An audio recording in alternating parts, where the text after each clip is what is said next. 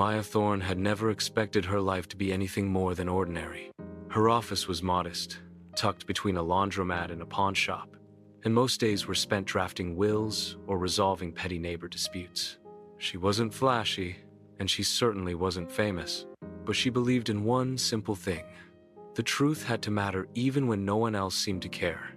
So when Aaron Price sat across from her one rainy Tuesday afternoon, accused of murder and out of hope, she listened. "I didn't do it," he said quietly, hands trembling over a cup of untouched coffee. "I swear to you, Miss Sue Thorne, I didn't kill her." The her was Margaret Dale Graybridge's cherished librarian, found dead in her study with blunt force trauma to the head.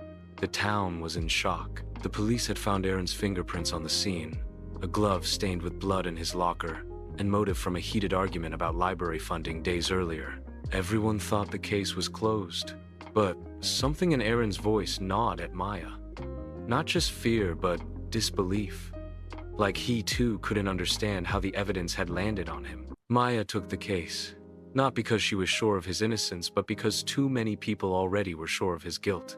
Over the weeks that followed, she dug deep. She visited the crime scene, studied old library logs, cross-referenced security footage, and re-interviewed witnesses the police had brushed aside.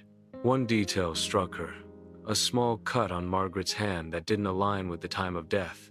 The police had missed it or ignored it. She also discovered that the security footage from Margaret's home, thought to be corrupted, had been partially recovered by a tech-savvy teenager Maya convinced to help. In the dim, grainy footage from the night of the murder, she saw something the police hadn't: a tall figure in a trench coat entering Margaret's house after Aaron had left. It wasn't Aaron.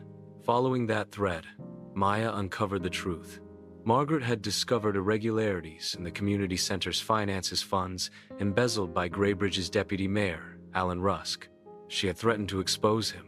The argument with Aaron had just been misinterpreted, a public moment that became a convenient narrative. In court, Maya stood alone against the prosecution's confidence. But her evidence was solid. The recovered footage, the financial records, and most damning of all, Margaret's unsent email to a local reporter, detailing her suspicions about Rusk. When the verdict came, Aaron was found not guilty. A week later, Alan Rusk was arrested. Maya didn't celebrate. She went back to her office above the pawn shop, poured herself some cold coffee, and quietly filed away the case. She wasn't famous. She didn't need to be. The truth was enough.